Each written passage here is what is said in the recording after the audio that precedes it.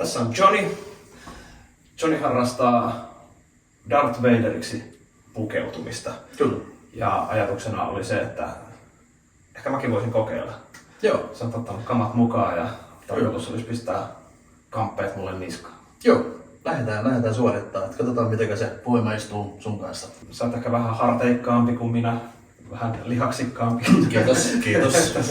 se ei ehkä ihan niinku just mun kokoinen se puku. Mulla on aika saman pikkuisia. Mulla on molemmat noin 2 metriä. Lähdetään vetämään pukua päälle. Mä oon ymmärtänyt, että on aikamoinen projekti. Mielenkiintoista nähdä, miten tää metamorfoosi voiman pimeälle puolelle oikeasti tapahtuu. Nyt on ensimmäinen osa päällä. Tää tosiaan ei niinku ole semmonen ihan maailman istuvin meikäläiselle, mutta me pystytään pikkusen kätkemään näitä pahimpia pussia. Meillä on aavistuksen kokoeroa, niin mä vähän kiristän tätä. Noin. Sitten seuraava osa. Voitais mennä melkein saappaisiin. Onko tässä jotkut silleen tavallaan viralliset saappaat, mitkä pitää tässä olla? Oli sitten se chipeva bootsit, semmoset engineer bootsit, mitkä pitäisi olla. Mutta mulla on sen verran paksut pohkeet, että mä en mahdu niihin menemään, niin mulla on sitten semmoset, mitkä on hyväksytyt samalta aikakaudella tämmöset armeijabootsit yhtä korkeat ja toi kärjen muoto on hyvin samanlainen kuin chippeva bootsissa. Joko sä sanoit hyväksytyt, niin tässä ilmeisesti aika silleen, jos haluaa olla tavallaan semmonen autenttinen Vader, niin aika tarkat speksit. Joo, kyllä. Eli joo, pitää paikkansa. Eli hyväksytyllä mä puhun tästä meidän harrastusporukasta. Eli nämä tehdään ihan sen mukaan, kun ne on niinku elokuvassa ollut. Että näistä on hyvinkin tarkat speksit, että mitä pitää olla, minkäkin värinen ja minkälainen ruuvi pitää olla missäkin. Että sen pääsee hyväksymään sen puvun, niin se on aika tarkkaa. Sitten me mennään tänne ensimmäisen viitan sisälle. Noin. Tässä on niinku aika hauskoja detaljeja just miten aikanaan näitä on aika random osista tehty näitä varusteita, että sä kerroit, että tossa on hauska detalja. Siinä on hauska detalja, joo. Tää on ihan samanlainen kuin alkuperäisessä. Siinä on itsensä vesijohto. Ihan puutarhaletkun palanen on siinä. Joo, se on hauska. Heti kun sä sanoit sen, niin se oli ihan itsestään selvää, että joo, totta kai, mutta ellei sä olisi sanonut mitään, niin ei olisi huomannut. Sitä olisi tullut mieleen, että siinä on tosiaan niin puutarhaletkua. Ja se on ihan samanlaista kuin siinä alkuperäisessä oli, että kyllä ne aika luovia veikkoja on ollut, jotka näitä on silloin aikana tehnyt ja suunnitellut, että miten nämä tehdään ja mistä nämä tehdään. Niin näin on puutarhaletkuakin Darth Vaderissä siis. Passaan tuohon sen kotimissin päälle. Alle tää viitta. Joo. Ja tää menee tosta välistä. Tää tulee sinne sun taakse vyöhynkin. Tuo tulee tuohon. Mä mulle tässä kohtaa näin, kun se jonnin verran kiristää näitä. Jes, sähän rupeat niinku vähän näyttää sillä mille pitäisikin. Joo. Hiljalleen.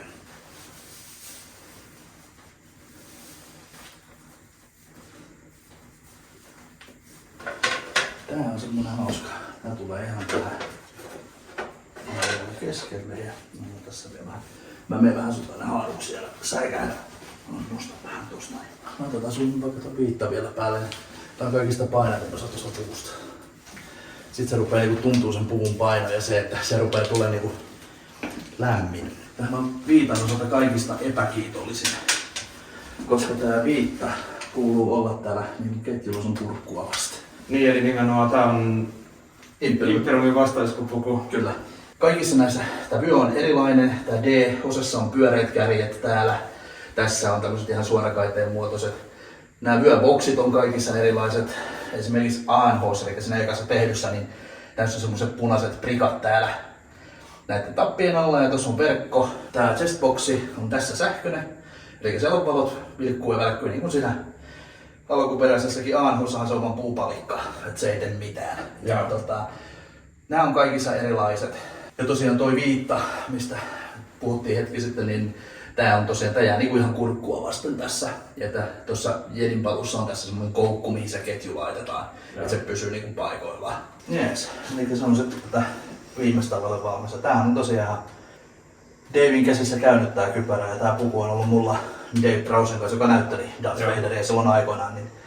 Niin hän on tän nähnyt ja hän teki semmoisen jäynän mulle Et kun otettiin semmonen yhteiskuva, missä mulla oli tää päällä ja hän saat pistää käsi hänen hartialle.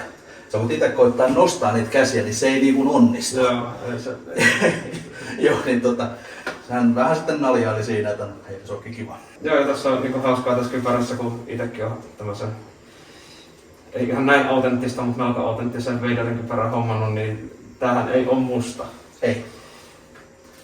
Tää kupoliosa on musta, mutta sitten kun tän näkee irrallaan tuosta kupolista, niin hyvinkin erivärinen. Ja tätä on just maalattu, tää poski on erivärinen kuin toi poski, niin se tavallaan sit siinä filmillä välittyy kaikki nämä detaljit oikealla tavalla. Et jos tää olisi ihan täysin musta, niin se olisi vaan semmonen musta möykky siinä Vaderin päässä. Se on just näin. Ja tosiaan ensimmäisessä elokuvassa niin sehän oli alun perin musta se kypärä, mutta kun se ei erottunut siitä filmiltä, niin pojat sitten veti pensselillä sen semmoisella vähän niin kuin, no ei ihan vannehopealla sentään, mutta gunmetallilla, semmoisella tumman harmaalla, jotta sitten saadaan ne muodot siitä välittyy.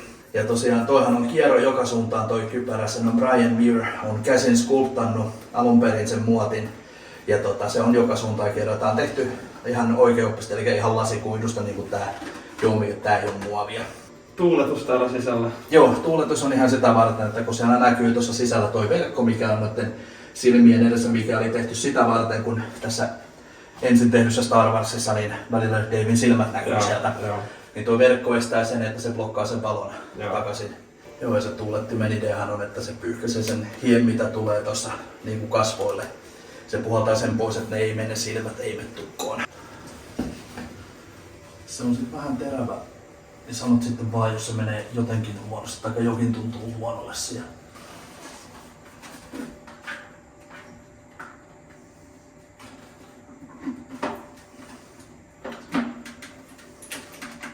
Oikea käsi. Joo.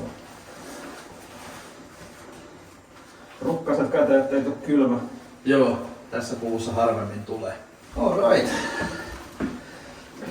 Meillä on täällä Lord Vader. Se rupee itteekin ihan jännittää. Joo, täältä ei mitenkään ihan valtavan hyvin näe. Nyt mä näen oman käteni. Nyt en enää näe. Joo.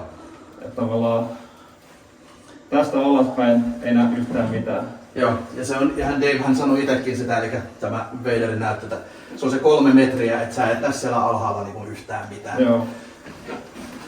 Oho.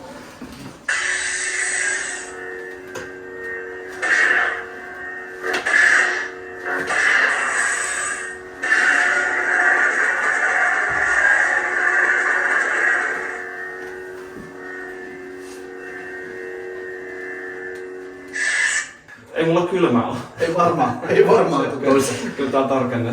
No, millä se tuntuu olla VT Darth Vader? Eihän tämmöisen puvun kanssa oikeesti silleen pysty liikkumaan. Ei. Oikein lainkaan. Sieltä ei näe yhtään mitään. Ei. Ehkä tämän takia hän onkin niin ärillä päällä, kun hän näe sieltä mitään ja puku on epämiellyttävää. Eli kyllä se vituttaa, kun on Kyllähän tässä sillä niin pikkusen semmoista jonkunnäköistä henkistä kokoa kasvua, kun vetää nää Kyllä joo. kamat niskaan, niin kyllä se semmoista tiettyä habitusta tuo lisää. Kyllä se tuo. Hieno kokemus, tietynlainen unelmien toteuttaminen tämäkin, joten Kyllä. suuret kiitokset. Kiitoksia itsellenne.